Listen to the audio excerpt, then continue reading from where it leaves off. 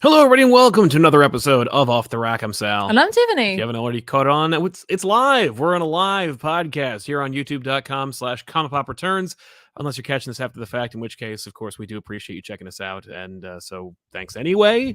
You should be subscribed and click the bell for notifications to know when we have a live show going on, usually Mondays around 5:30 p.m. Eastern Standard Time. Yeah. If you have been a loyal subscriber, you probably already checked out the most recent episode of The Good, the Bad, and the Ugly, which is essentially like a mini back issues, but with 3 different books. This week we did the Marvel You Decide titles. Yeah, that was great. I thought was a great idea. I'm convinced it was. The audience seemed to agree. If you haven't already seen it, check it out. Also, new episode of bonus round. When I say new, I mean like 10 years old. But hey, listen, it's new to some people. There's a whole new audience out there that has been watching these channels. That is to say, our channel network now. Ooh. I remember a little over a year ago, I made a little video on youtube.com/ComicPop in which I announced that we were launching ComicPop Returns. And I was like, look, if they're not going to let us make a myriad amount of different shows, then we will become a podcast or YouTube channel network. Yeah. And we've done that. We've created 2 sustainable channels and 1 brand new gaming channel that I'm very enthused by. You're in charge of that, but like, you know, we're still feeling it out, still working it out. Working out all the kinks. I'm excited to see where it goes. Yeah, no, but I mean, listen, like, you know, I think it's great to see new life and new audiences for stuff that we had a lot of passion for when we made it the first time. Yeah. But yeah, no, it is. It's really nice. So definitely check out those channels, and of course, be on the lookout for a new episode of Back Issues, which of course is available for patrons right now. If you're not familiar with the show, this show is sponsored by viewers like you. I actually just got a couple of emails for sponsorships just the other day. They are sponsors you know and have seen before. If you want to keep them out of this, use Super Chats. Ask a question or comment. We'll read it here on the show, and you'll be part of the magic. And your question and namesake that you use on this device will be forever enshrined in this show for as long as they keep these shows in posterity. So yeah, we're talking about new books that came out the past week. We're going to recap and review them, tell you what we thought about them, and then recommend comics that are coming out this week that we think that you should buy. Awesome. Of course, this is a show that is meant to promote and propagate comic books and comic book fandom. So if you are not already or you're on the fence about it, definitely patronize your local comic book store or use a fun subscription service from any of the national chains, or you can subscribe to any of those things using the streaming services, including DC Universe Infinite and Marvel Limited. Or even better, you can go to your library and check out the graphic novel section, or you can go on Hoopla and digitally check out comic books from local libraries. That way, there are tons of different options for you to legally and or financially support the comic book industry. Yeah. So you should definitely be pursuing those avenues before checking out the Ahoy options. Yeah, don't ahoy. At least don't ahoy. Like, look, don't yo-ho just yet. when their video game industries, movie industries, I'm not saying like those are more okay to pirate, but like I am saying that those industries make billions of dollars a year, and the comic book industry as a whole, that is to say Marvel, DC, Boom Studios, Image Comics, Dark Horse Comics, TKO, Dynamite, all together produce $1 billion. Do they really? Yeah. Yeah. It takes literally every single publisher to make $1 billion a year. Yeah. It's pretty sad, but also it's nice. Do we have any news this week? Do we have any news? Great question, actually. I'm going to think about that for a minute before we settle on a topic, because I don't know. There's not a lot going on right now. I just wanted at least nothing that's near and dear to my heart. Okay. But I will talk about some books. I don't know about you, but I read Dynamite Entertainment's You read this? Scar from Chuck Brown and Trevor Fraley. Okay.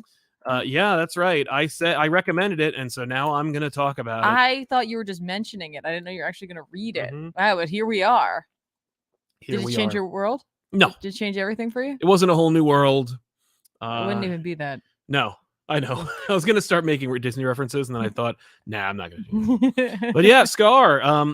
I was happy that at first it looked like it was, and it is. It's a prequel book. It is Scar Begins. It's explaining. Well, it'd have to be. Yeah, but it's not quite Scar Begins. I was worried that it was going to be like, okay, here's Scar as a cub, and we're going to see him and little Mufasa. And no, it's like, I want to say it takes place in between the movie. You know, like Simba is born, they have the big ceremony, and Scar is upset.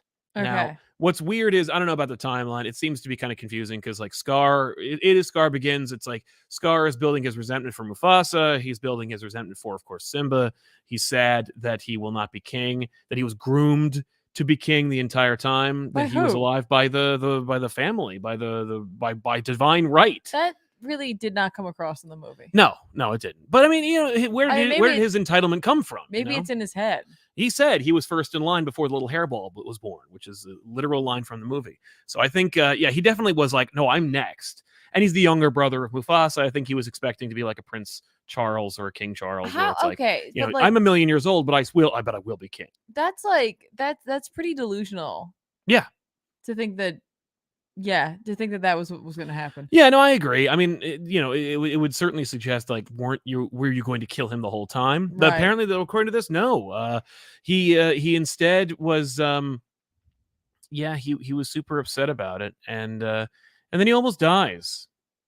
He's so pissed off at being usurped by Simba that he goes out to kill a wildebeest. And this also kind of breaks canon because we meet the wildebeests, which are seemingly like mindless animals. Do they talk? They do talk. They have exactly as much personality as Zazu. He's going to kill a baby wildebeest, and the mother shows up. The mother has a name, which Scar knows, and he implies he's going to kill, just for fun, just to get it out of his system. He's just pissed, so he wants to kill. So he's not doing it for hunger. He's not doing it to contribute to the circle of life. Right. So he's in the wrong by the mythology of the movie. But so she attacks him. It's clearly going to go bad, but then the rest of the wildebeest kind of like get involved, and they like knock him off of a cliff, and he falls into the gulch where Mufasa will later be killed by Scar himself. And the wildebeest. That's right. But spoilers. But Scar is left almost to die. We meet two hilarious vultures or carrion birds that are like, well, let's eat him. You know who that is? That's the Prince of Pride Rock. Like, he was next in line before the baby was born. Did you hear his whole like spiel while we were like circling? And they concoct a scheme. These two are actually the progenitors of Scar and Pride Rock's downfall. They're like, if we help Scar become king, he will kill for fun and sport, which will create a veritable smorgasbord of death around Pride Rock, which will be, for us. It'll be a banquet for the rest of us, for just us, the carrion birds. So they're like, we're going to introduce him to the bone eaters, aka, of course, the hyenas. Scar had no affiliation with or knowledge of the hyenas before the vultures got involved. Okay. But the vultures are going to wake him up and help him before Rafiki appears. And then Rafiki takes Scar to his tree, nurses him back to health because he's still not a villain at this point. And, Scar reveals, like, I'm pissed. I'm jealous, and he asks Rafiki to join him in his nefarious scheme to, like, why would you think that was gonna work? Rafiki, of course, refuses, and then Scar goes off, and then we like end the issue with the birds going like, whoa, Scar's alive, what do we do now? Same thing we were gonna do before. We're gonna introduce him to the hyenas. And I'm like, okay, cool, well, I'm done. It started off kind of weak, but it did kind of like scoop me up a little bit in the middle. The characters were all very consistent and familiar. I don't know if I care for the idea that the wildebeests have sentience, because if it does, why didn't they stop? But I guess the idea is that, like, once they get going, you can't stop them, or maybe it's like their animal instincts kick in. I don't know. It's a lot. It harkens certainly back to the old shorts on youtube.com/ComicPop, where Ethan and Ben and I talk about Lion King for like, I don't know, an hour and a half. Way too long. That's like a multi-part. Yeah. It is, or it's just like a 4-minute video, but but according to shorts, 59 seconds. But it's fine. Would I recommend it if you were a hardcore Lion King fan? Yeah, I'd say you definitely would enjoy it. If you are a comic book fan and you're like looking to dip your toe into it, I wouldn't worry about it. Like, it's very much like, who asked for this? And at the end of the day, it really doesn't justify itself very well. But what comic has to? It's just kind of like, oh, I wanted to tell this fun story, and we have the license. Why not? And I'm like, I guess that's fair. That's it. All right. It exists and it's fine. It's not bad, certainly. But yeah, I was also like, really? Like, I just can't believe you read it. yeah, I know. Well, I looked at the samplings and I was like, well, I'm not reading Amazing Spider-Man anymore. So what am I going to talk about? Right. You're done with that. Yeah, I did read the preview for Amazing Spider-Man 23, and I was like, good thing I don't read this book anymore. Man, if I were buying this book, if I were paying for this book, I'd be pretty pissed. So, yeah, what do you got, Tiffany? Just really quickly, I'm not going to go into details at all because we're too far down the road. Fair. I read Saga number 63, written by Brian K. Vaughan with art by Fiona Staples, and man, I really miss having trades of this. Yeah. I'm really glad it's back though, but like it's just not enough. Single issues just aren't enough for me anymore for this book. I will continue to buy its single issues for till the heat death of the universe, or as long as they keep it going. Yes. But I'm like, one more.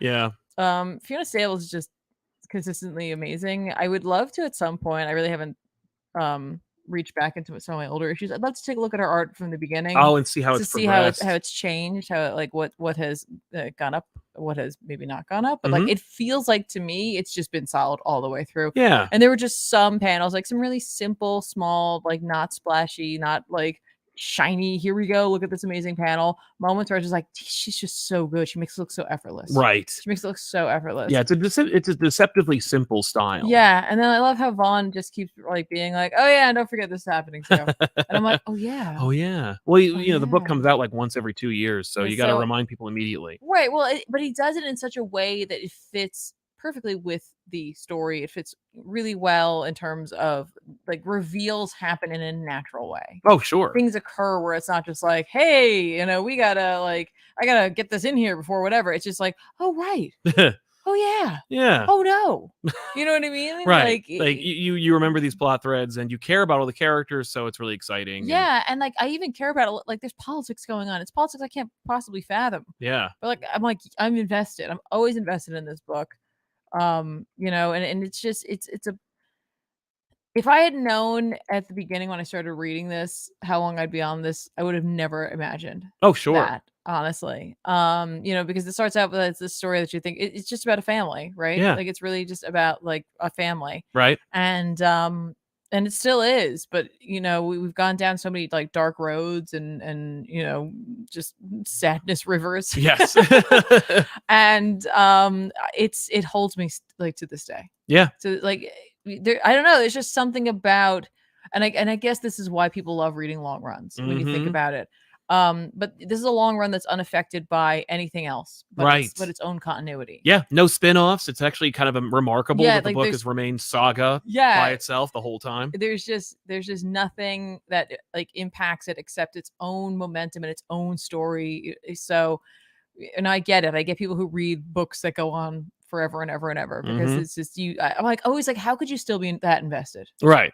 And here I am, like 63 issues later, and a huge break. Yes, and I'm just as invested as I was when I first started it. Totally. So, yeah. Anyway, that's it. Just a little why I love Saga corner of my comics for this week.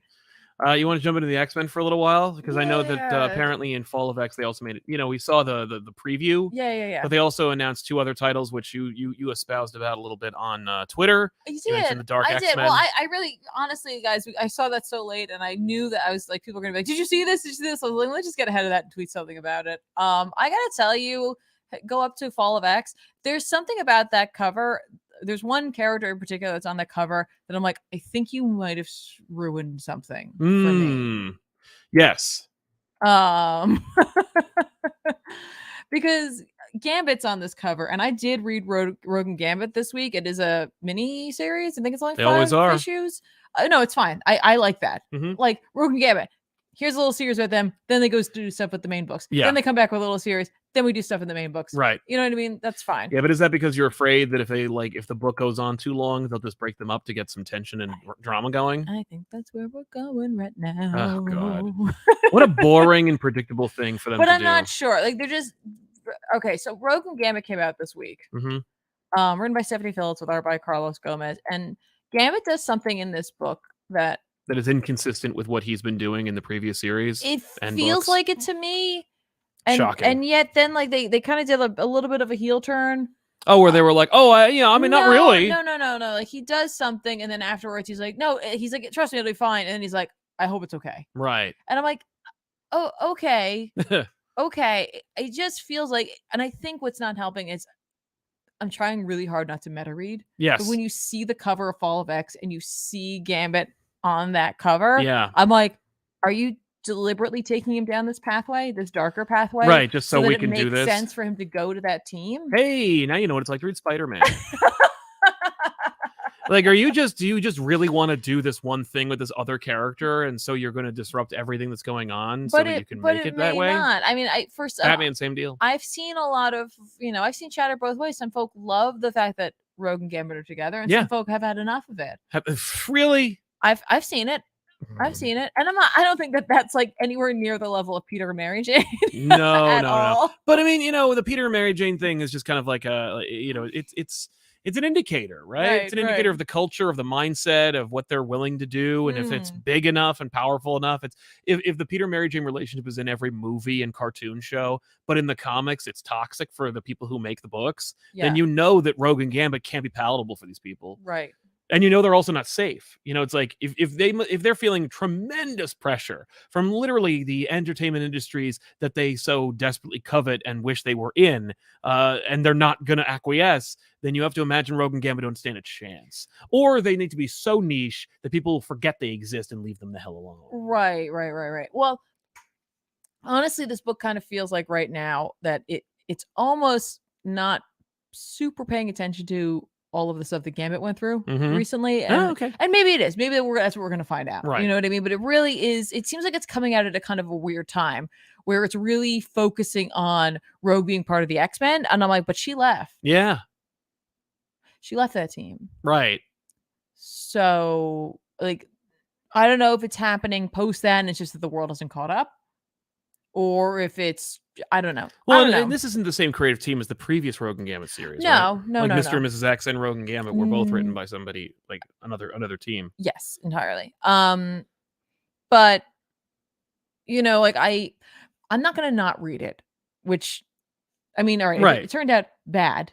If it turns out like it's really pushing too hard, then maybe I'll stop. Right. But I do want to see how they're going to justify this transition. Yeah, if they're making a transition at all. If they're making a transition at all, I would like to see how that's going to be handled. Yes. Right? Because like they've gotten some time together. There hasn't been a lot of it on page. Yeah. We get the implication of history. We get the implication of their lives together. Right. But we haven't seen a lot of it. So for me, I guess I feel like we didn't really explore that. Yeah. But we didn't spend enough time there or just take a breath in that in that world. Like the breath is the time that you don't get to see and that we haven't actually read. Yeah. So, the Rogue and Gambit book itself is fine. It looks fun. Like I like the art in it. It looks pretty good. Right. Black Panther shows up in this, and Axe. I don't know how in or out of character he is in this issue. I think that's actually pretty consistent with his character right now because, as I understand it, the Black Panther book is all over the place. Okay, because he in the last issue, Manifold is taken by a group who's collecting superpowered beings. Yes. Like some of them are mutants, and they're getting like chips put on them so that basically they can be controlled by like the highest bidder. Okay. Essentially, right? I'm like, all right, pretty standard sounding superhero plot.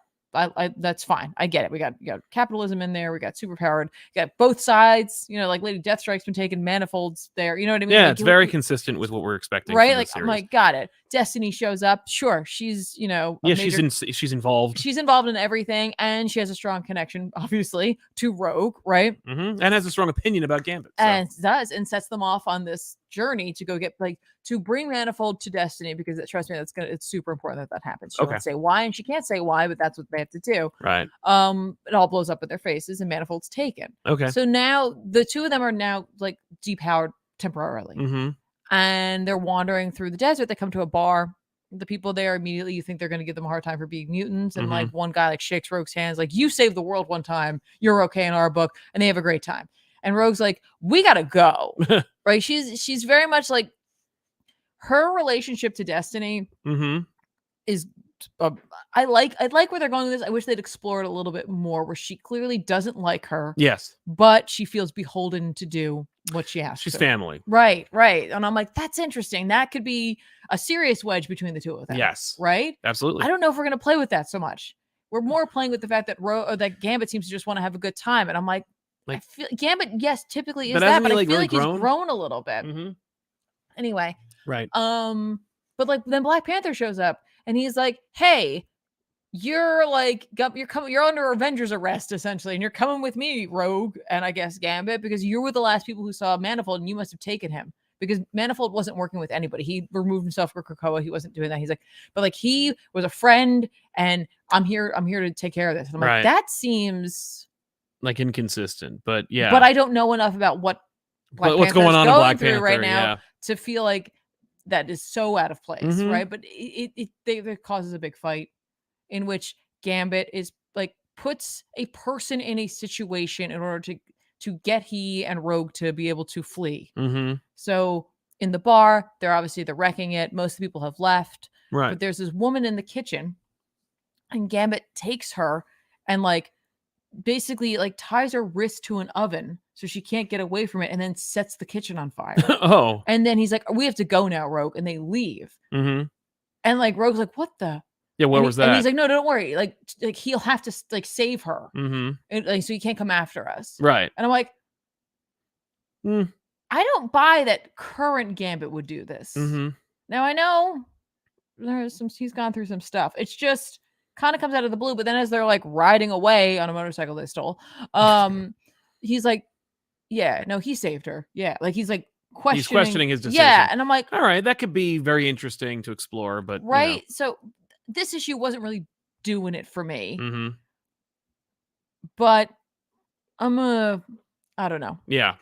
Yeah, you're gonna. I'm gonna keep going with it. Yeah, I'm not gonna like go like, oh, this series sucks, because I don't know what they're trying to do. Yeah. But unfortunately, I have this cover of Fall of X in the back of my head. Right. That's essentially going like, don't forget, they're clearly trying to make him go over here. And I'm like, hang on. Yeah. Hang on. That may not be what they're doing just yet. Hold on. Right. Well, and there's two different teams. I mean, Uncanny Avengers, Rogue's definitely going to be on that team because she was a founding member of that team originally, and she's on the cover of that book. Yeah. So yeah, I mean, putting them on two different teams, but they did that with X-Men as well. But the fact that they put him on that team. Yeah. Yeah. Like, why is he so dark? What's going on here? Yeah. So I don't know. I'm really trying so hard to just read this book and let this book happen, but it's so hard. Yeah. It's so hard for me right now. So I don't know how I feel about this one, guys. But you know, it has like a couple of cute moments. Okay. You know, there's like, do you remember there was like an article written about like a fake article written during the first Hellfire Gala? I think it was about Rogue. There's like a little like interview. There were like little interviews like that. They have one of those in here. Okay. This, and it's like, it's written by like a really crappy journalist. Like, it's not well written. Gotcha. And I was like, I don't know. They're just very clearly trying to set up this breakup. And I'm like, okay. I mean, we all knew. You're like, I'm not an idiot. I know what's going on. Yeah, you're not really bearing the lead unless you're going to be like, no, actually, we're not. You're like, my husband reads Spider-Man. I know where this is going. You're not gonna fool me. But I knew inevitably that this would come down the line. Yeah. Because they don't want to let these two characters grow. Yeah. Can't. But it was nice for a while. Right. When they did. Yeah. So anyway. Well, we have a couple super chats here. Peej says, I'm newish to comics and decided that I'll go back and read certain comic runs of characters and treat them like arcs in manga. Yeah. I was wondering how I should go back and read them, trades and back issues. I mean, just, when it comes to long established books that have had the benefit of essential collections, that's how I would do it. You know, Black Panther, Fantastic Four, Spider-Man, Captain America. There are these things called epic collections, and you could just go back and grab like volumes 1 through 12 or 30, and you can just read them all in one go. The problem with that, I believe, is that it doesn't always. No, it does. Yeah, I think the epic collections do collect like stories that span other titles. Spider-Man's tough because like sometimes his stories will bleed over into Spectacular and Web of, and if you're just reading Amazing Spider-Man, you're going to be very confused during key parts in his history. But when it comes to single title characters like Captain America, Black Panther, and Fantastic Four and stuff, you can pretty much just go a straight line from those. That's for Marvel. I would recommend Batman, DC, that kind of thing. It's a little tougher. I would really not necessarily go with the manga model. I would just grab classic stories that you have been recommended to. It depends, because I'm rereading the comment and I'm wondering if they're also talking about in terms of like runs. not just like an arc, but no, just read the run, right? But like, read like, all right, like I'm gonna read all of Spider-Man or all of Black Panther. Oh no, I meant like all of like the Straczynski Spider-Man. Like you could do that. Or you could like, do that, yeah. But that's how it's done. It's not like reading the run of Spider-Man. Like right. there is no. And you could do that with like Batman as well, where it's like you could pick a writer that you like. Yes. And you could just read their run. Yep. Batman's also nice though, because with Batman there's a lot of just graphic novel, like OGN style. Exactly, where you don't have to like worry about reading from like 88 to 98. You could just pick up any old books and they'll pretty much be consistent. Additionally, some comic shops will sell like really big like back issue packs that are just like either an arc or a run. That's true. Of a character. He also goes on to say, also, I'm giving the Dawn of DC stuff a chance, but any other Rex for Batman and Spider-Man, I've started the new Batman run, and I really like it. With Spider-Man, it's you could read most of those epics. Those are like great, and it gives you a really good spectrum of writers like Roger Stern and Straczynski and JMD and Peter David even. But with Batman, like Tiffany said, I would recommend just grabbing like original graphic novels or Legends of the Dark Knight. I was gonna say Legends of the Dark Knight. That was gonna be my contribution. Yeah, actually, honestly, you could just read Legends of the Dark Knight numbers 1 through, and then whatever Nightfall starts, just stop, because like they're all just they're just 4 to 5 issue story arcs. And if you start with 10 Nights of the Beast and go forward from there, those are the beginnings of the story arc for within the pages of the main series. For up until 10 Nights of the Beast, DC treated Batman like, there's the monthlies or the weeklies, and then there's the like story arcs, and those are in other places. But I mean, Batman, a lot of people like Alan Grant. I myself dig him well enough, only when he's teamed up with Norm Brayfogle, although Jim Aparo has grown on me quite a bit. But yeah, I mean, there's, you can't go wrong with literally just picking up the Snyder and Capullo run and going from there. The problem is it gets weird, and especially inconsistent when you go from there, because the modern writers have a very different mentality from the writers of 20, 30 years ago. What's it called? John Libera says, ComicPop, hell yeah. Thank you very much, John. Really appreciate it. Kirk Pectus, DC's New 52 was at a museum for failures. Makes me happy. I saw the picture.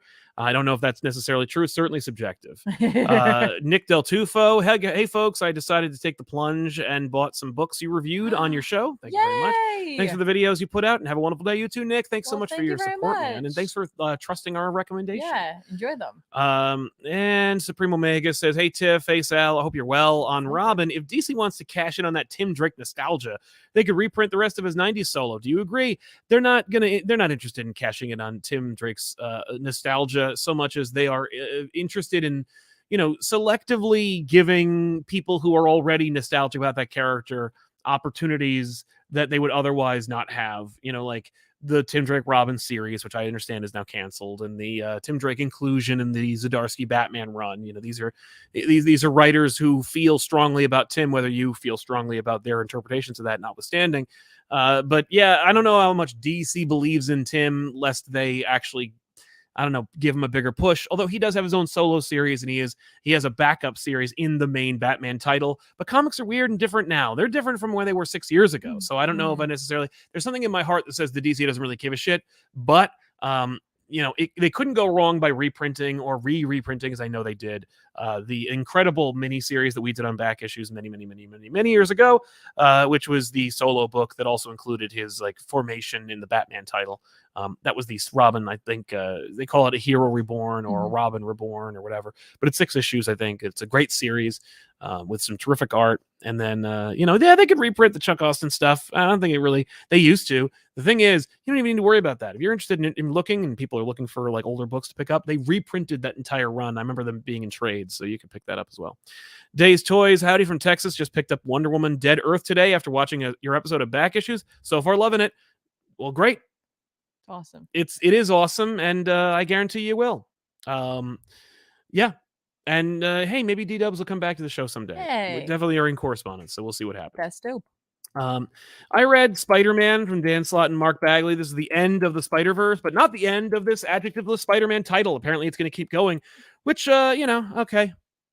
I will say this cover is great. I was thrilled with how Bagley depicted it. I think it's just awesome. Shothra's never looked cooler. than drawn by Bagley in this moment. I just really enjoyed the cover. Yeah. The rest of it is, a big bunch of action figure nonsense with all the Spider-Verse people showing up and essentially saying that like all the crap that you thought mattered or didn't matter, Dan Slott is a consummate professional when it comes to working at Marvel. He is a Marvelite in every way. He's but he's an old school Marvelite, where he's like, all right, I broke everything.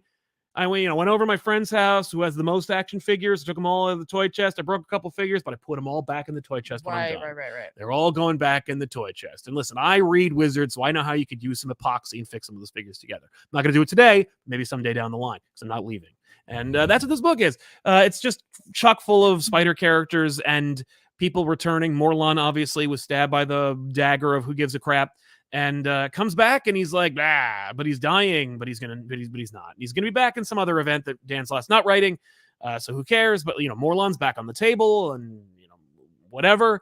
But also, they did that thing where at the end they're all just kind of like standing on a rooftop going like, and then I found out I have new powers and the power to end the story. And so like Spider-Man comes back and, from being stabbed and unmade, and everybody comes back. Everybody's back. Anybody who died, any spider character who was killed from another dimension is now back.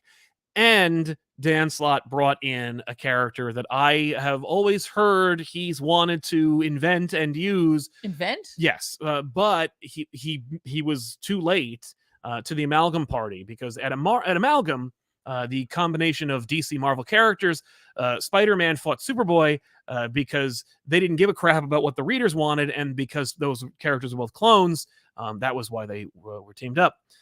Which was horribly disappointing for those of us who weren't really interested in seeing Hulk and Superman fight. So the amalgamation of Ben Reilly and Connor Kent was Spider-Boy, which means that both Marvel and DC own a character named Spider-Boy. Right. Which means Marvel can't make a character named Spider-Boy. Right.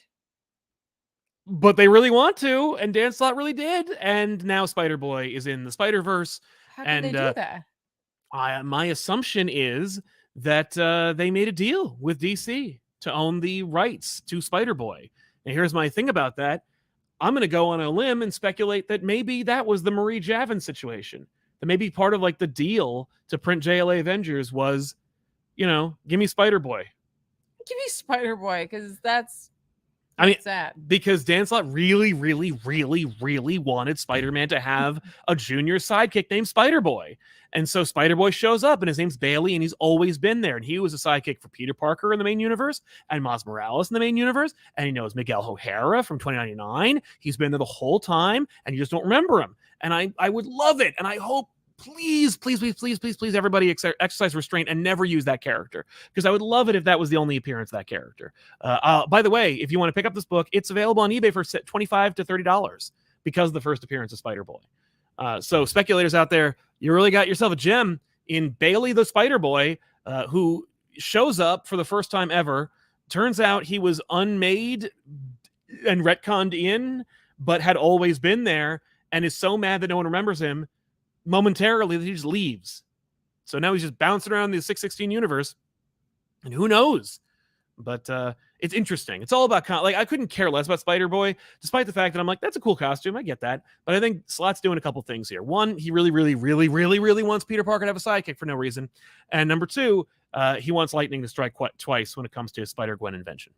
So yeah, it's a book, and it happens, and it's funny because Peter Parker at the end is like, this is the end of Spider-Verse. For me, I don't want to be in any more of these. And I'm like, you have no say. Goodbye. But like he just leaves, and they're like, wow. And they also cement that I think Silk is the chosen one now. So it's who was an invention by Dan Slott, by the way. And so she's going to be like the center of every Spider-Verse event from here till the next one. But we'll see. It's a book, and it happened, and it read fine. Slott's a writer. He knows how to get character. And there was a funny moment where Peter calls Aunt May, and it's sweet, and he gets it. But it all based on all of his bluster and fire and brimstone over the last 20 years. Everything he does with Peter Parker at this point feels kind of like a reaction. But that's it. there's more of that. There'll be more of that Spider-Man book, so it makes sense to me. Okay. Dante Cook says Tiffany is so good to hear Saga is just as good. Waiting for the next hardcover edition, so I have a big long wait to go to. Yes. It is so hard not to read issue by issue, but I want to be surprised. I get you, and that's why I stopped really talking about it too much. I just want to let you know how I'm feeling about it, like in general. Yeah. Because that's just a book that like anything could ruin something for somebody. Yeah. Even if it's not like a big reveal or whatever, there's just so many nice moments. Right. You just want for yourself. I totally understand that. Absolutely. So yeah, what else we got? I know you got plenty of you read a bunch of books. I did. Let's talk about Wolverine. Yeah, I'm excited to hear about this. Read Wolverine this week. Ben Percy with art by Juan Jose Rip. I don't know why we always punctuate like that, but we do, because I've never seen that name before in my life. RYP. I love it. It's awesome. Could be, I don't know, it could be Ripe. I don't know. Ripe? Yeah, I don't know. We never met him. This is, we're done with like the Beast. We're not done with the Beast stuff, but we're done with that Beast kind of arc. We're launching into a different Beast type of arc, in which Beast has separated himself from Krakoa, taking a part of it with him. What? Along with, he's got, he's got a big Krakoa. Like he took like a little island?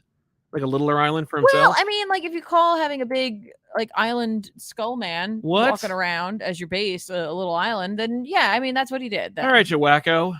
So he did that. And that's the it's new like an exosuit. Yeah. And all right. he's weapons of X. That's what he has because he has all these Wolverine clones. Yeah. That he keeps pretty mindless in a way. They do his bidding, they do what he wants, and he's got a bunch of Beast clones, and they're doing all of the analyzing for him. Beast clones. And he keeps himself, pretty away from them for the most part because he doesn't want to risk them trying to take over. It's kind of weird that we've got like a event going on right now with Sinister clones and also we've got Beast clones. I know. But listen, they're both satisfying. Admittedly, tales. You're like, I'm excited about both of them. Admittedly, I am. Yet, I also understand people being like, that's too much. I get you. One is a thought exercise, though. Right. Like, one's what would happen if Sinister did this? And be like, oh, no. Well, but I don't know if you saw, because I was reading some things. There's a little spoiler for Sins of Sinister out there, and I don't want to ruin it for you. Where? I haven't seen it. It's in the documents that explain what's happening in books for Fall of X. In copy, where like in the wake of Sins of Sinister, this is what's going on in Fall of X. And I didn't read it. So good. It's not really a spoiler, but it's like 3 more issues left. More. You want to tell me, don't you? I do. Well, when we get to that book, we'll see. Yeah. Okay. All right. But then you have this book that's also has clones in it. Right. And it's less a thought exercise and more of a hopefully by the end of this we get rid of this beast and we bring back Avengers Beast. Bring back Stars and Garters Beast. It's like wouldn't it be nice if 3 claws just blasted into Hank McCoy's brain and another beast emerged that was better looking and that would be super nice. I'm like a little concerned that they just dangled that carrot in front of us and they're like, we're not going to. Well, I mean, like that costs nothing to do. We're talking about the previous issue in which there was a like text page that it suggested that, because Beast wiped out all the previous versions of him, so they couldn't do anything about it. Except for one that he didn't regard. Yeah. And that would be the Avengers level Beast. Yeah. So it would be the Beast everyone likes and remembers. The fun-loving Wonder Man best friend Beast. Yeah. So, but this is too juicy, I feel like that's what I'm afraid of here is that they're like, he's a better villain. Right. And I'm like, people do like him being a villain. You could have both. I never liked it when there was Dark Beast, which was not even real Beast. Right. And he was running around pretending to be Beast. Yeah. That was rough. I remember being really frustrated by that. And now we got real Beast being darker than Dark Beast. Yeah. So this Beast is off. Continuing to do what he thinks is his job. Yes, right. He's like, this is what Charles told me. By the way, Charles knows what he's doing. It's not like he's wearing a helmet. Chuck is aware, and Chuck is letting it happen, which means Chuck does approve. And I can imagine being Hank McCoy and being like, I'm gonna clone, I'm gonna do all this other stuff. And Chuck, you could stop me at any point. So I guess if you shut me off, it means that you definitely endorse what I'm doing. I think that Charles is more guilty of not checking in. I think that that's more what it is. He's like, if I look, then I have to do something about it. That's fair. So I'm not going to look. Just turn him off. Right. Well, he's like, but things are getting done. Right. Exactly. Right? That means that he's condoning it. Right. Well, he doesn't know how it's getting done. It's just getting done. He should know instantaneously by just downloading it into his brain. I mean, you could say the same thing about Emma. or any psychic on on Krakoa. I agree. So maybe it's an oversight. Looking. Well, like all you have to do is just explain that the non-Krakoan plant crap that he stole that he used in the first arc of X-Force has some kind of psychic blocker that he put into his ear. Which, I mean, he's been playing with all kinds of things, so who knows, honestly? Yeah. I honestly don't know.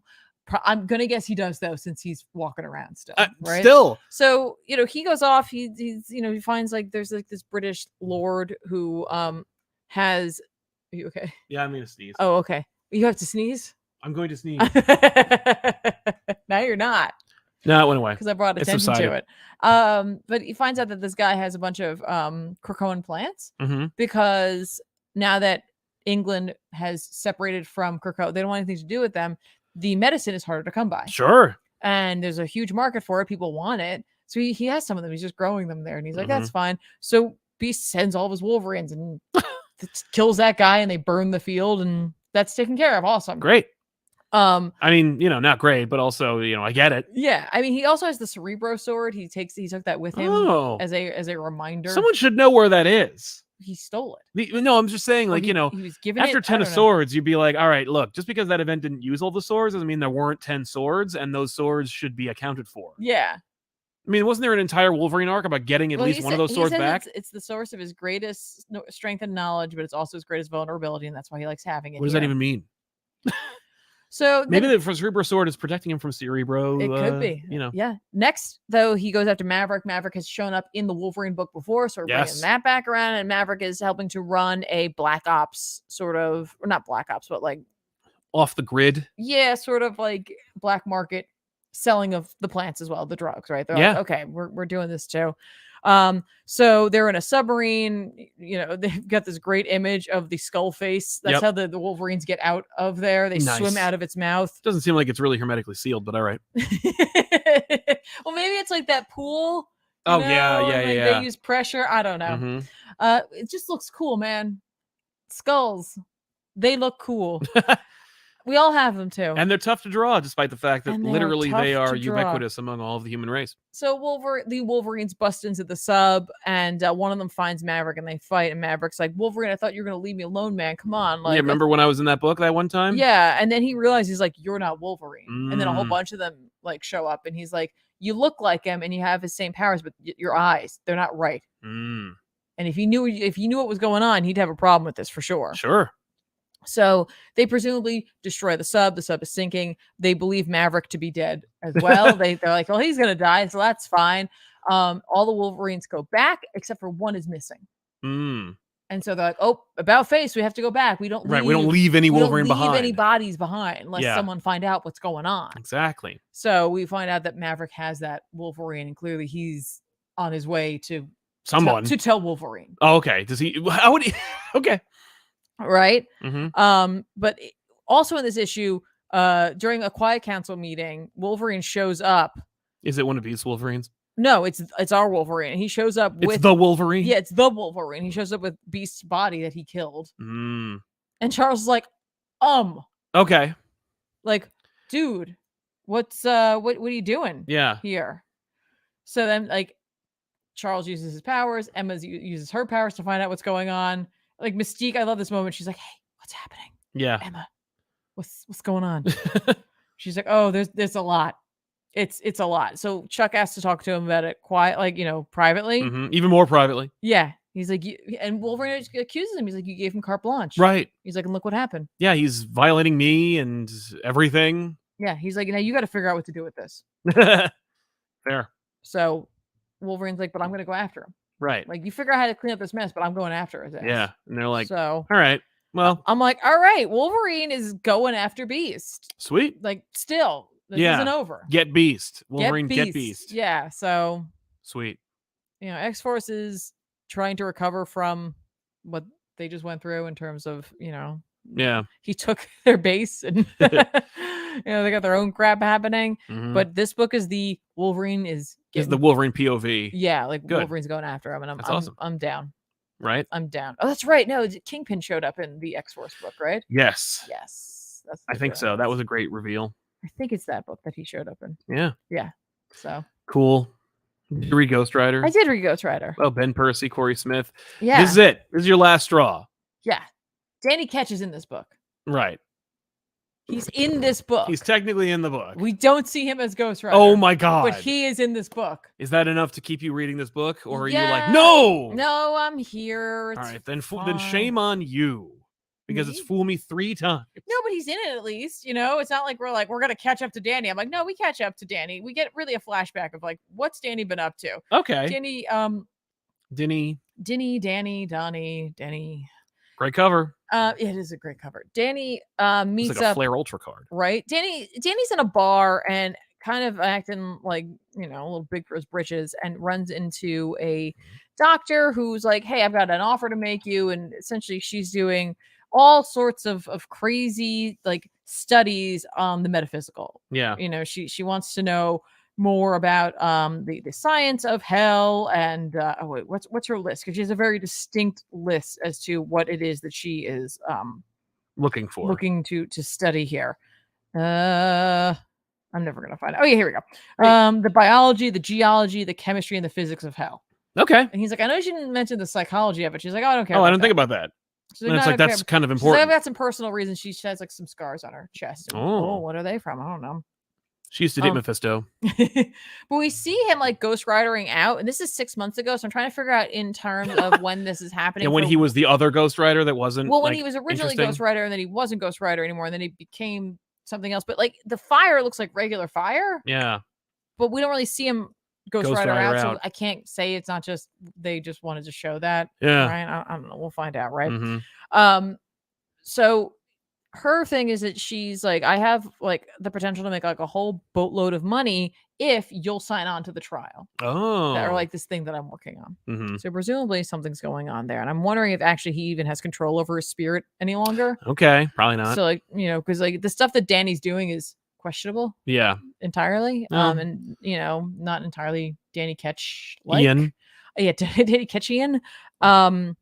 Meanwhile, Johnny is on his trail. They've been going from place to place. They end up at like a club.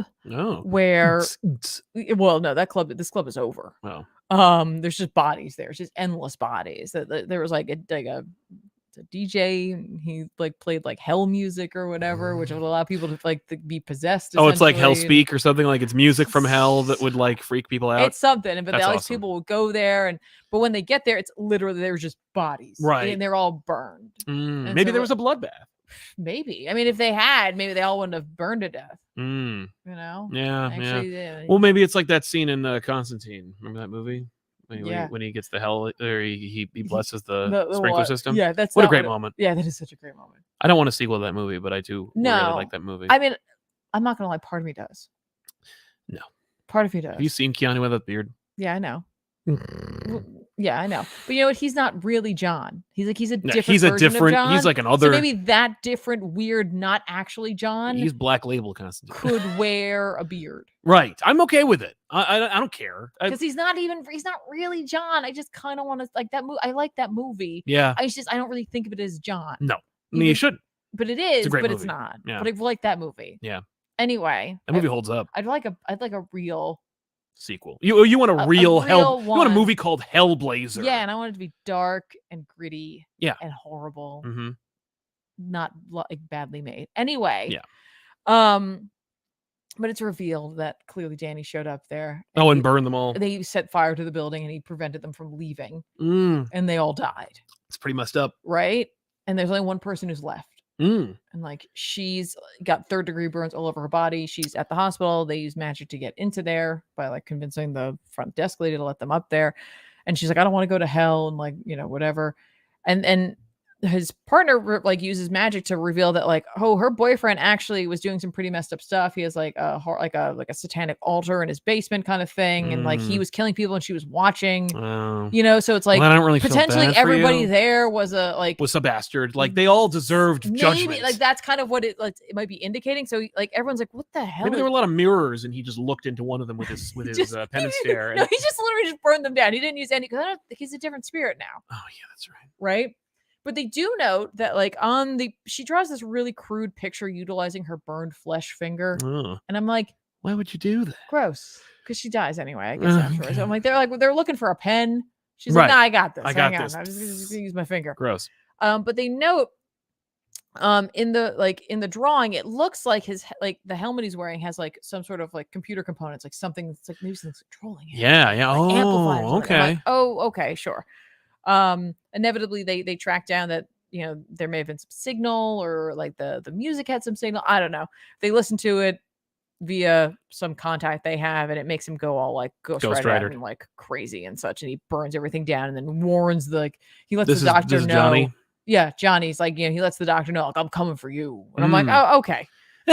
Fine. But like next issue, it looks like they're punching each other. Yeah, but they don't. They might.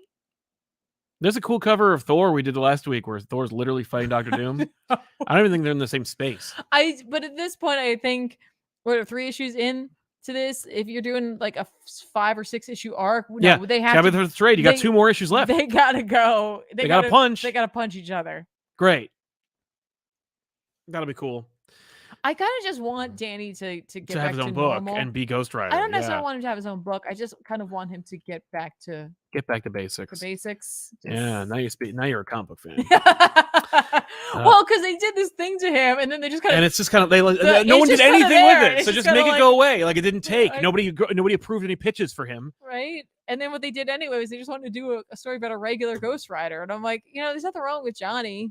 Mm-hmm. You know, people like Danny. Robbie is. I always feel like it's weird with Robbie. Like, folk either love him or they don't. I think it's the car. Yeah, the car is a fundamental shift from the Ghost Rider. And I think it's the fact that like it's not a skull; it looks more like a helmet or a mask. Oh like, yeah. Like I think there's something about his look, and I don't necessarily dislike it. Yeah, but I think there's something about it that creates a disconnect. And there's a whole bunch of other Ghost Riders. You feel bad for Robbie. I feel bad for Michael Balladino. See vengeance. Yeah. Yeah. And when I say feel bad for him, I mean I feel bad for him having been completely forgotten despite him being a dope action figure. Listen, I'm sure Ben Percy won't forget it. There's no question. Maybe no, Jed McKay won't forget it. That's true. But Ben Percy might ignore it. Maybe in the Doctor Strange book, they should get back to brass tacks and have Strange start crossing over with more heroes and like have him cross over with Ghost Rider and have them ride on a bridge of bones to fight vengeance. Why the hell not? Siege of Darkness 2. Waiting for it. MP says, thoughts on Williamson writing Batman and Robin? Personally, I'm not the biggest fan of the dynamic duo being in a separate book and not the main 2 books. There's room for Batman. Batman could have 10 books. Nobody gives a crap. I like the fact that Williamson's doing Batman and Robin because I know he likes both those characters. And of course, he's had a tenure on the Batman title. Everyone forgets, but he did write at least 6 issues of the Batman book. And he loves Damian, and he's the one who wrote the Damian book that most people really enjoyed, despite it not selling as well as I would have expected. But yeah, I mean, like, I think it's a good idea. Good fit. Days Toys, howdy from Texas, just picked up Wonder Woman Dead Earth. Oh, I skipped the other one. I'm sorry. Yeah, you did. I noticed that before. I was like, oh, we should go back up to that. And then but you figured it out. Yeah, I did. So but you did it anyway. Ray Farr says, ComicPop, woo. Woo to you too. Love the video about favorite Spider-Man stories. I audibly Homer Simpson yelled when you said the playback story because it was right next to me. Nice. Yeah, man, that was a fun episode. I really appreciate them from the Right Project stopping by. Matthew coming by, and it was a really fun episode. If you haven't already checked it out, you should. It's a really fun chat. Yes. Bieber Leaper, thanks so much for your support. Thank you. And Kieran Weisenberg says, hello. Well, hello. Recently did a speech for my public speaking class about Superman and wanted to thank you for exposing me to the Elite storyline, or what is so funny about truth, justice, and the American way. Nice. I love that you abbreviated that. That would have taken me way too long to make sure I remembered all the right letters. Exactly. So, like, you know. I didn't even check. I just saw it and was like, I know what you're talking about. Incidentally, I having reread It's So Funny, or What's So Funny, I saw, Joe Kelly wrote that story. Yeah. The Elite are just the authority. And Joe Kelly is making fun of Warren Ellis in a big way. He's like, no. Like, the main character wears a Union Jack, and there's electricity powers. They travel an interdimensional ship. Like a sentient spaceship. They kill people. It's great. So, like, yeah, there's no question in my mind that we're going to be like, here's the authority. It's a dark, miserable cinematic movie. Boom. And then the Superman movie will be What's So Funny? And they'll be like, eat me. It'd be great. He also says Sal's line talking about this week's Spider-Man, the magical dagger, who gives a crap, needs to be a mystical artifact in the Sanctum Sanctorum. Yeah, I agree. Yes, and this is the magical dagger of who gives a crap. Denial. Spider-Boy reminds me of what Jim Zub interviewed. I guess Jim's been on the show almost a dozen times, so they all kind of blend together for me. The Phoenix Jedi, first time watching live. Thank you very much, Phoenix Jedi. Love this show. Always a highlight of my week. I just saw that there is a French hardcover of Supergirl, Woman of Tomorrow. No, there is. There is. Yeah. No, we saw that, and I was like, oh, yeah. I don't know French. Yeah. Let's hope we'll get one. Steampunk recently finished Ultimate Comics X-Men. It's probably one of my favorite X-Men stories. To see Kitty be the leader of the X-Men was such a treat. Yeah, enjoy X-Men The End as well if you want to see more Kitty being coming into her own. Grumpy Goat, ahoy, hoy. Have either of you read Josh Williamson's Dark Ride? Yes. Picked up the first trade, loving the setting of a Disney-esque horror park. I'm glad Sal put Williamson on my radar. Me too, man. I finally actually finished Dark Ride, although I think another issue came out. I don't remember. But I did read all of them, literally in one sitting like the other day. And I was like, nah, yeah. Very, very, what you see, it's a fun, ridiculous, horror bent if you watch the episodes of All-Star, you'll know that Josh grew up in the, around Disneyland, went there to play arcade machines, has an intimate knowledge of that. That's fun. Yeah, a lot of authenticity in that book, not That's the murder fun. and stuff. No, well, obviously, I hope not. Exactly. George McKay, now I understand all the Spider-Boy memes on Reddit. Thank you. I guess I didn't see any of the memes, although unless you're talking about just maybe you're on the wrong subreddits. I'm definitely on the wrong subreddit. This guy 9947, whichever Moira is from the Renew Your Vows universe, protect her at all costs. Yeah, right. Yeah. I love that. Denial. Look what I'm just saying. The story arc titled Beast Wars was right there and ready to use. That's I agree. So true. Oh man. Yeah. Maybe we'll get to that. I think we will. Eric Burr just finished the full run of Once in Future. I loved it. My decision to read this was a direct result of your interview with Gillen a few years ago. Yay! I was so nervous. That was that was an in-person interview at New York Comic Con. So nervous. That was really fun. It was really fun. He was such a gentleman. Mm-hmm. Girk Pectus, I think Spider-Verse 2 movie will end with Miles creating Kingpin run villain verse, setting up part 2. What do you think the cliffhanger will be? I think it's just the Spider people chasing after him. I'm not really huge into that. I like it, but I don't want to guess. I'm sure it'll be fine, but I'm not worried about it. I don't know. He also says Evil Beast sucks, but I love his mad scientist arsenal. Right. No, he does suck. And I think that's what's keeping him around for so long, is that he sucks, but in a way where people are like, I'm interested. Yeah. But he sucks. Yes. You love to hate him. Exactly. Jefferson says, sorry for making you guys struggle with my last name, with my name last week. Here's a penny for your trouble. Laughed hard at that. Catch you on the rewind. Thank you very much, Jefferson. Kaik de Godet. That's my guess. I apologize. Yeah, no, we're terrible. Kaik? Yeah, I don't know. Write it phonetically for me one time. You don't even have to super chat. Just no, just put it in the chat and I'll find you. We'll find it. Thorn Identity. Hey. Welcome back to the show, man. Every time I watch this freaking show, I get ideas for cool pitches for characters I don't even care about. Damn it, that's the best kind. That's fine. Take them. I think that's the best way to go, because I think you and I, we're on the same page, because I don't know if I have really strong pitches for Spider-Man and Batman and stuff, although I would take those jobs. But I do come up with stronger pitches for characters that I don't have a lot of reverence for, because then I'm not afraid to do anything to them. Right, that's true. And I think that's really the fun and freedom of it. I'm sure I could come up with a killer Ghost Rider pitch that would make hardcore Ghost Rider fans either mad or thrilled, or probably both. I'd want to see that. I would like to see yours. I should like to see that. I should. Yes, exactly.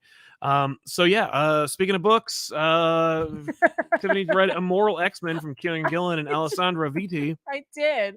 I didn't see that coming. I thought you were going next. No. This is the 1,000-year mark. Oh no, folks. It's 1,000 years. 1,000 years. So this is Sins of Sinister. This is part 8.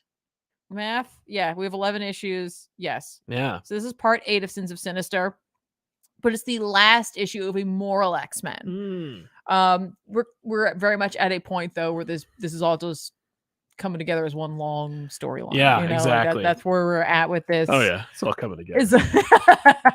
Like in a not great way, but you get to see a lot of the 1,000-year marks. You know, like it's all falling apart for everybody. You know, Exodus split off everybody after he killed Hope, and then we get to find out what happened to her. Oh, essentially they took her body and they dissected it, and like there's a whole bunch of Exoduses out there because they all split off and they made their own like church world kind of things, and they each have church like, world. They also have like a living reliquary of her because she's not dead, she's still alive. And so like they all have a piece of her, and so when you go there's all these like clones in pods, and they're all just forever chanting prayers to this giant Exodus. It's I'm like, yep, this is exactly what lives in Kieran Gillen's brain. That's fair. What were you gonna say? Oh, just like, yeah, this is what happens when you let Exodus do what he wants. Yeah. But I would never trust a guy in a cape like that. not with shoulder pauldrons like his. But you know how like Sinister and his Chimera. Oh yes, they separated and made that character from Pox. Rasputin 4 or yeah 4. Yes, Roman numerals are hard for me. Let's not pretend. It's a lot of counting. Once you get past the 3 and the things, like you got to remember where which side the eye's on, and that's how math goes. Just gotta, it's 4 though. This is why you missed out on growing up on The Simpsons, because you would have remembered the episode of Bart learning his Roman numerals when he needed to get through the 7th door, and he's like, Rocky V plus Rocky 2 equals Rocky 7, Adrian's Revenge. Great, thanks.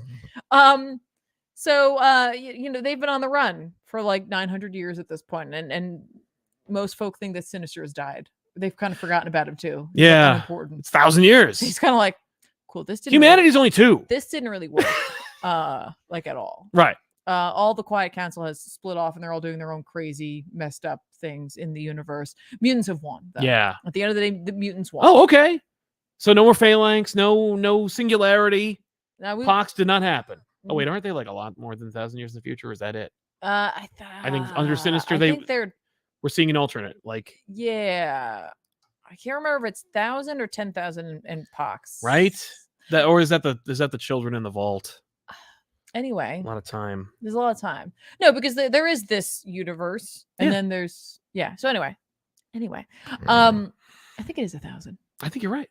No, I think because that's why Rasputin 4 is here. Yeah, but don't forget, the Sinisters themselves are trying to create a dominion. Yes. Right? Oh, yeah, no, I'm not saying it's better. But, and so Rasputin and Sinister are tracking down clues. They find something there because they need to find the Moiras. They're all looking for Blue's Clues. That's not at all a song, but I needed to make it. You really bend it up.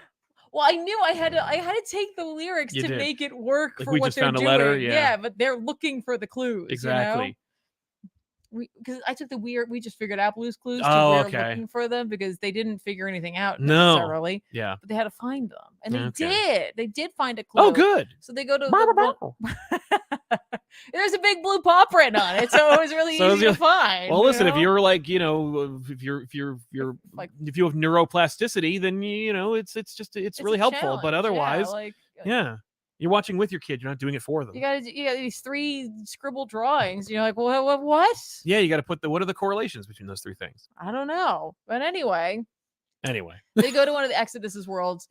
They manage to find something there, or that Rasputin does. What she brings back is essentially one of those wax tubes that you record things on back in the those day. very one-of-a-kind pieces. Then there's no other piece like it in the world, and the tracks go this way. Yeah. But, they're really cool because... Yeah. Oh, what an old reference. Yeah, but no, like it's that, right? Okay. And she gives it to Sinister, and Sinister's like, what am I supposed to do with this? Okay. Cool. She has a sense of humor. Fine. All right. I'm gonna go take care of this. Don't disturb me. He goes and he's like, leaves Irene to make me have to do a craft project of like figuring out how to build something, play this damn thing, to listen to it. Yeah. Does that, and it is a message from Irene. And essentially it's like, listen, like, don't take over. No.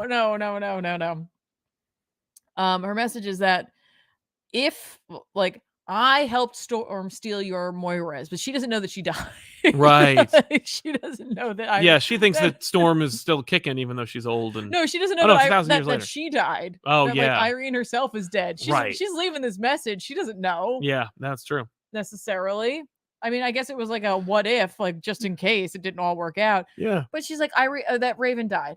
And if Raven's dead, it's not worth it. And that's the only reason I did this, right? So, like, what I need to do is, like, which you have to go find the Moiras. And when you do, when we come back, when we restart, I'm going to join you and we're going to figure this out. Okay. Because this is the closest I came to saving her because she always dies. Right, yeah. And I'm just not going to go through my life without her. Yeah.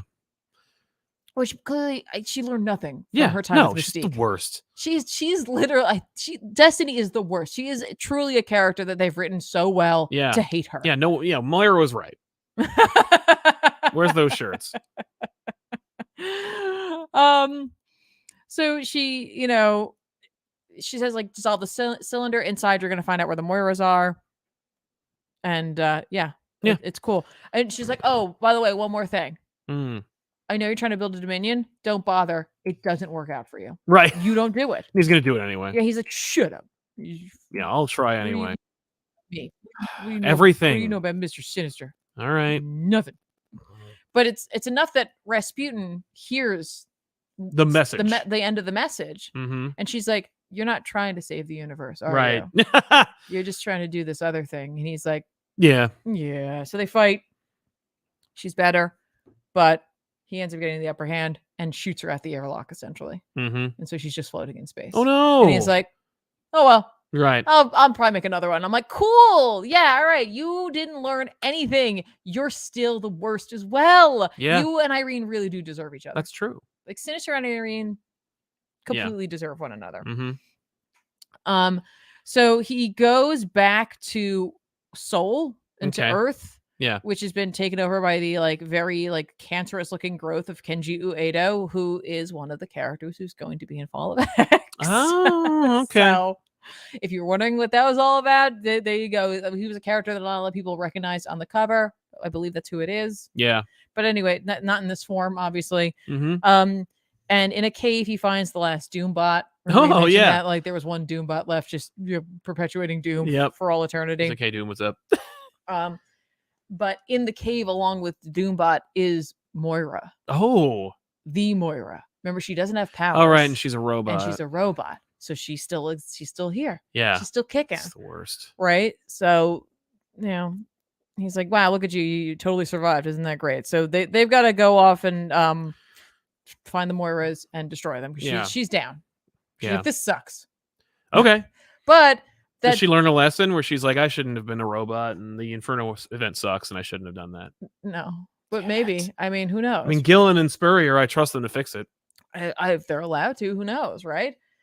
But, of course, don't forget, Gillen also really likes writing for Emma, and I do like when he writes for Emma because she is just a sassy little lady there. I was going to use another word. But she's lady. She's sassy lady. But now she's an evil sassy lady. Yes. She has kind of bonded with the Crimson, the Stone of Cyttorak. Oh, cool. Okay. I was like, the Crimson Bands. I'm like, no, that's a spell. No, just the rock. Just the stone. The Juggernaut rock, yeah. Yeah, so she's all red now. Okay. Which is dope. Like Diamond, yeah. She looks amazing, right? Dope. And if you kiss her hand, you become an all-powerful Juggernaut. Oh, okay. It's cool, right? That's fun. So she's very much, she's winning. She's out to get everybody. She's having a good time. She's gonna get Charles. She's gonna get them all. She's like, I'm winning. Hooray for me. What timeline are we in? The 1,000-year one. This is 1,000. How's she gonna get Charles? He's become like a mind cloud. Oh, okay. He's like a thought thing. All right. He kind of did what Legion did, but he's Charles. There's like brains that like fly around places. All right. But the Doombot was like utilized via like they're someone in her court essentially has been paying attention to older tech and like keeping an eye on certain things, and the Doombot powered up or saw Sinister, and they were like, it sent a ping back, and they're like, Sinister's still alive. So she's like, oh, and they're like, oh, and he's gonna go and try and get rid of the Moira. She's like, when I'm so close to winning, I think not. Rally the troops for school, because she runs it like it's still a school, and they're gonna go after them. Cool. Also, Rasputin didn't die. She's slowly dying. She's like, I can like slow everything down, and for what though? Right. Like, I'm gonna just live a little longer and be mad at him for like a few more days. Great, but that's fine because the other Sinister, Righteous. Oh yeah. She reaches out to her. Oh. And so, yeah, cool. It's all coming together, folks. It's all coalescing, and really, she has some of the Nightcrawler DNA in her, right? So she could teleport. She should definitely be part of that team. Yes, I agree. So cool. All right, Sinister plugging along. It is honestly like I'm enjoying it more that they're starting to coalesce. Yeah. Now, like the first 3 issues of each book, or the first issue of each book, very much were establishing the world and the tone of each book. Yeah. Fine, cool, fun. The last, let's call it 4, I've really been loving. Yeah. So I can't wait for the next 2, and then the like Omega style issue that's gonna put the bow on this. That's right. I find this to be an acceptable way to do an Alpha and Omega. Yeah. Because it makes sense for the way in which this story is presented. Exactly. It's not just like Hulk versus Thor part 1. I mean Alpha, and then no Omega. Just end it. Yeah. So it's terrible. Listen, I'm in. There's no way I'm not in. No. I love this book. I love this series, and I can't wait for it to wrap up to see. I mean, not because I want it to end, but I can't wait to see how they're gonna put this all back. Yes.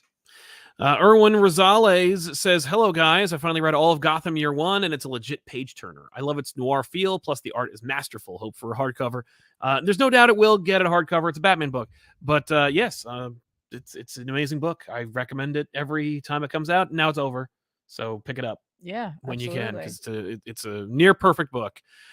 Bitter Spite said, I know you hate redundant characters, but Ghost Spider lets me share my love of Spider-Man with my daughter, and Miles lets me see myself as Spider-Man. Yeah, the easy part of saying things like I don't like redundant characters is that typically it's for Batman and Spider-Man, characters for whom they will never stop making redundant characters, and there's no danger of them ever getting rid of Spider-Gwen or Miles. So, you're safe. Like, I could still retain my opinion, and you could still have those books that you enjoy, or at the very least have those totems that represent so much to you. And I'm glad they exist. Like, I don't say I don't get it. You know what I mean? I get why. Like Miles and Gwen, and Miles are very much outliers.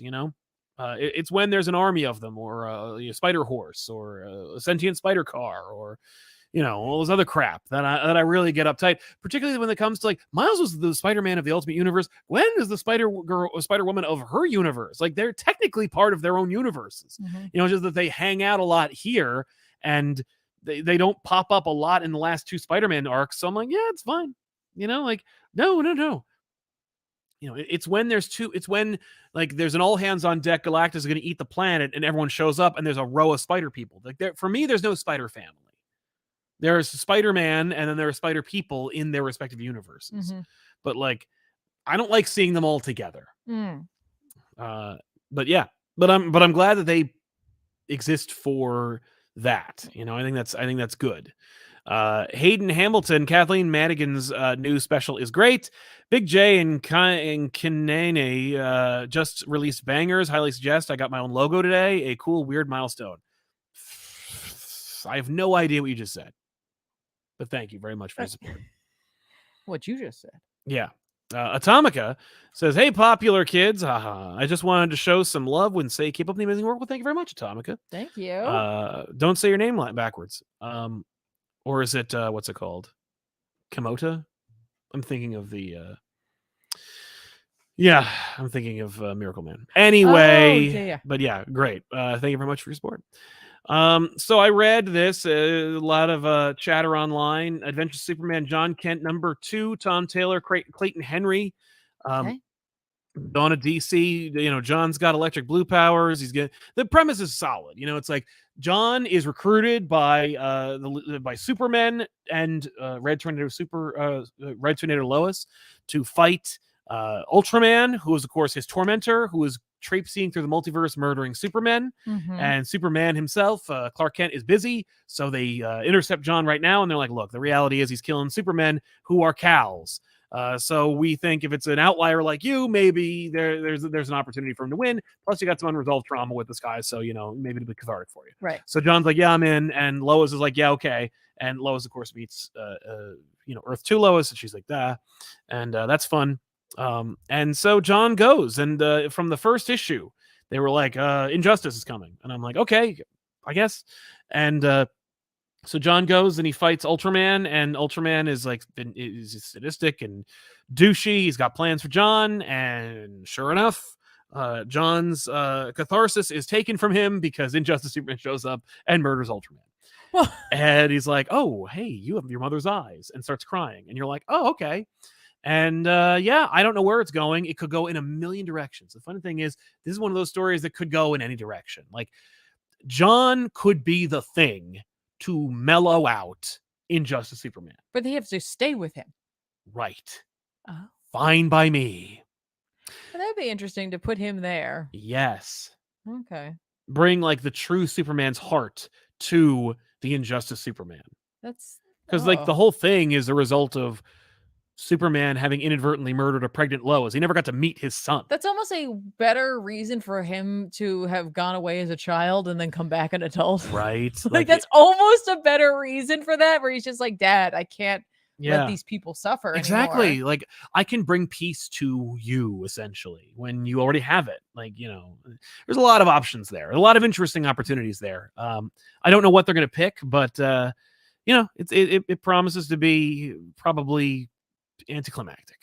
Certainly the death of Ultraman was, but yeah, we also hinted him having electric blue superpowers. Oh, okay. I'm like, yeah, that's very much an okay.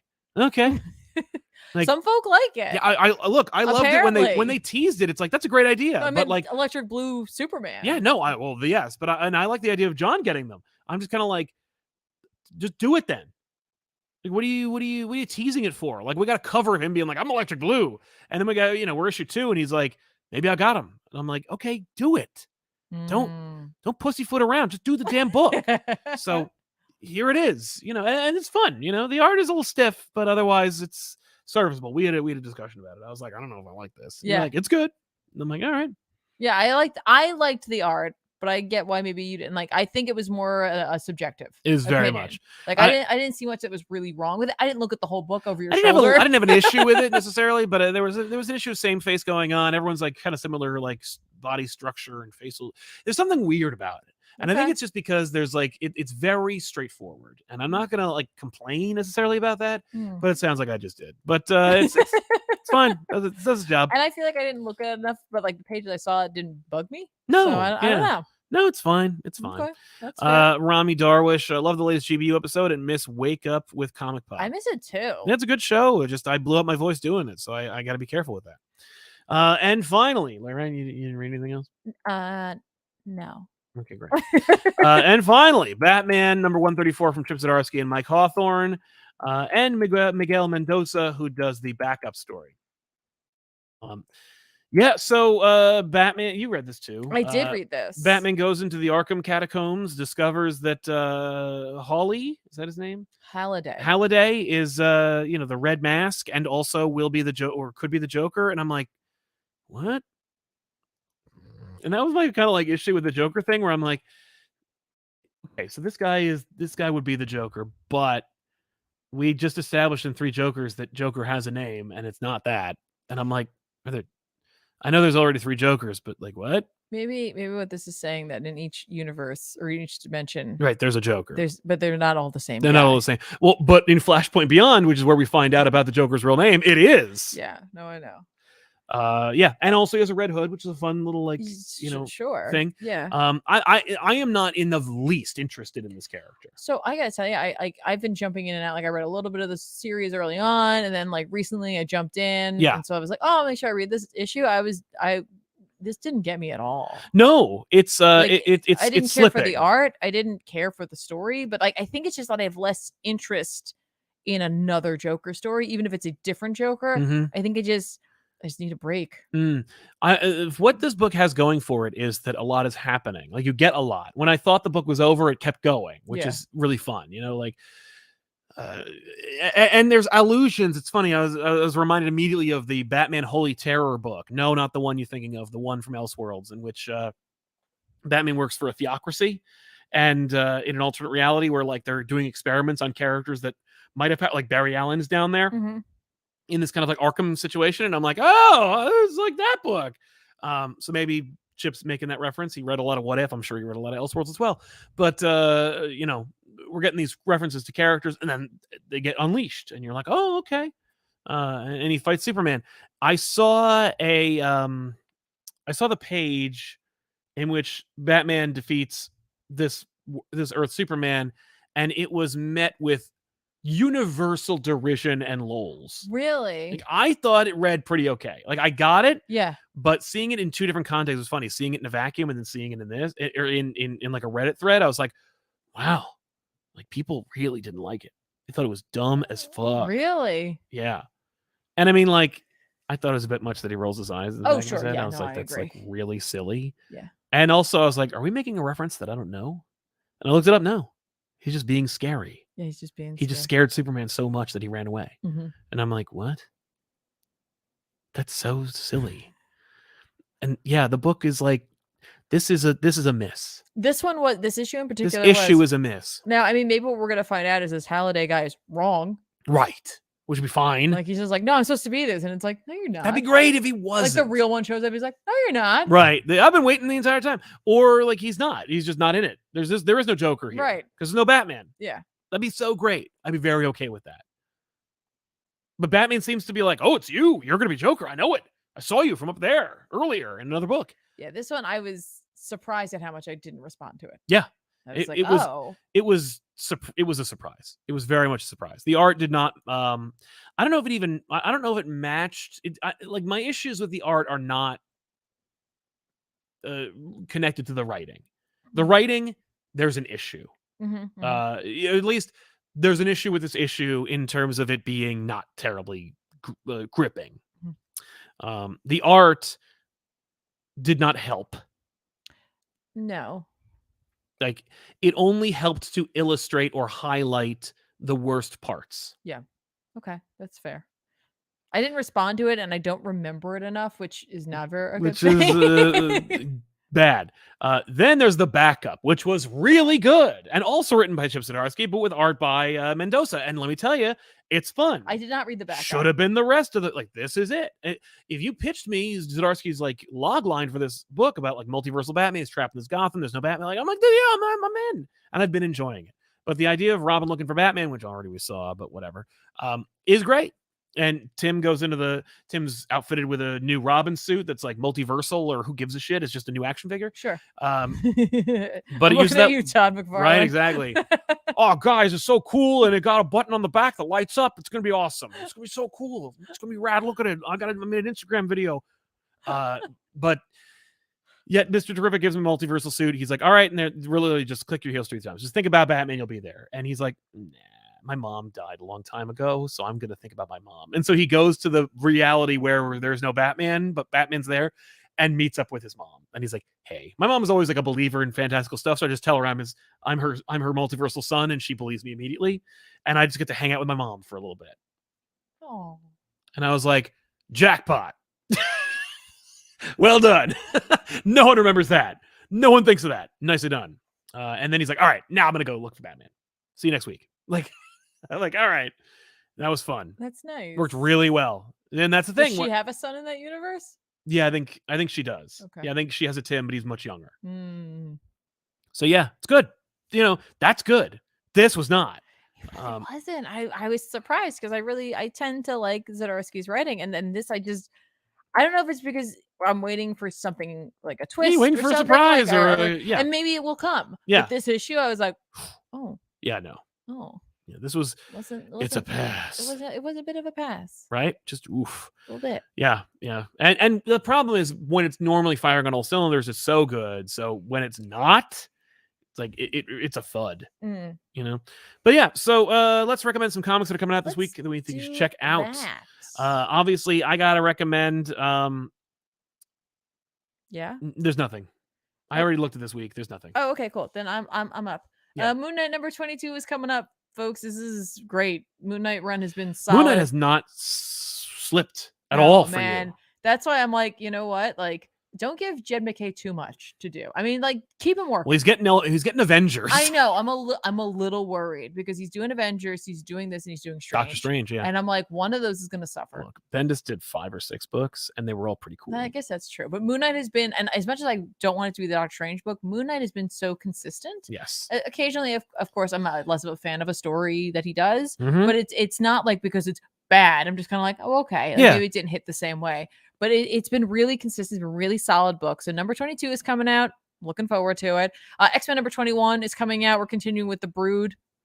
Yep. Whatever. It's not really an event. It's just a thing that's happening. Because it's also happening in Captain Marvel. So if you're reading that and you want to have more Brood action, you can check out the past couple of X-Men titles as well. I think it's like 20 or 19, 20, and 21 now. Mhm. Yeah. We'll be covering that. Mhm. Storm and the Brotherhood of Mutants number 3 is coming out, which will be part 9 of Sins of Sinister. Yes. I'm pretty excited for that. Definitely going to be picking that up. Are you grabbing this at all? Or are you done with this book? Oh yeah, Danger Street. I'm not really reviewing Danger Street. You know, Okay. it's more like this is a book that I don't respond to very strongly, and so as a result, I'm not reading it. Okay, well, how about Star Wars: Return of the Jedi's Ewoks number 1? I mean, I guess I'll look at it. You know, I mean, Dark Ride number 5 comes out. Predator number 2 comes out, which I'm not going to read. I'm not going to bother. And Captain America's getting an event called Cold War. We're getting an alpha issue, obviously, because it's the new way to go. I'm not going to read that either. Wildcats number 6 is coming out. I'm not going to read that. You know, like, see what I mean? No, I get you. I get you. I might read Wildcats. I'll try to do that. I feel like you probably will try to do that just because you can't help The yourself. lettering is so distracting. I know you're not a fan. It's tough. Like, look, if there's bad or distracting lettering, Yeah. There's no great art or writing in the world will save it. Okay. If it's not legible, you know what I mean? Remember when Batman Labs was like the biggest thing in the universe, and they did that awful like black word balloon with red text with a terrible like font, and so you just can't read. It's on digital. It's rough. On digital, it was impossible to read, and it's like you're seeing it for the first time. You, the publisher, in digital. Yeah. It does read better in print, but like, how would you even know before you went, this is illegible? I can't read this damn thing. I also want to give a shout out to Guardians of the Galaxy number 1 is coming out. This is going to be an extra long format book. It's $5 though, 36 pages. It's written by Jackson Lansing and Colin Kelly with art by Kev Walker. That's cool. So I'll give that a read too. It's a number 1. Right. And also, if you really love James Tynion working in the Sandman universe, Nightmare Country, The Glass House number 1 is coming out this week as well. Hey. And of course, for folks who are able to keep up with 8 Billion Genies, when I definitely fell off, 8 is coming out this week. Not I fell off because it was bad. No. Any book that came out when I was like full ham on all the X titles, I feel bad. Yeah. Because there were just things where I was like, I have to come back to that. That's the finale, by the way. Oh, is it? Yeah. Oh, it is. It's 8 of 8. So this is the end. Yeah. So if you were trade waiting on this, it'll be out. It'll be out soon.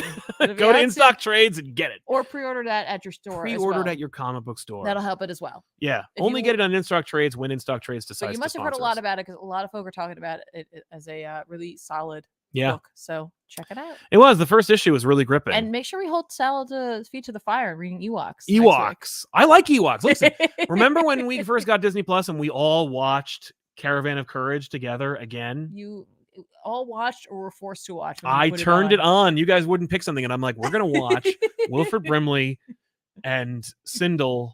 I don't remember her name. I don't remember his character name, but that Ewok movie. Somebody tweeted about them, and I was like, we're gonna see them in The Mandalorian. We're gonna see that whole damn family. Not Wilford Brimley, obviously, unless we deep fake him, but like, you know, that really fast indigenous creature that looks like a rabbit, like woodchuck thing. Sindel, we can just recast, no problem. Her brother, I think he died. And that's it. So just Sindel and some Ewoks. That's all you need. Hooray. Anyway, we did the show. Go see the Mario movie if you haven't. It's fun. That's right. It's cute. fun. It's totally harmless. Check it out. It's totally harmless. It's an hour and a half of your life that you're gonna love the music from, and you're gonna enjoy all the references. It's a very simple, cute story. It's true. I had no topic, so we'll have one for next time. Okay. Thank you all so much for watching. Don't forget to like the video, subscribe to our channel, and check out all the other channels we have here on the ComicPop Network. Of course, ComicPop Prime, Returns, Plays, and twitch.tv/ComicPop. Watch Tiffany play on Tuesdays and Wednesdays normally. And of course, check us out everywhere else you can find us, and we'll see you next week. I'm Sal. And I'm Tiffany. So long, everybody. Thanks a lot for watching. Bye. Stay tuned for Chris. Bye.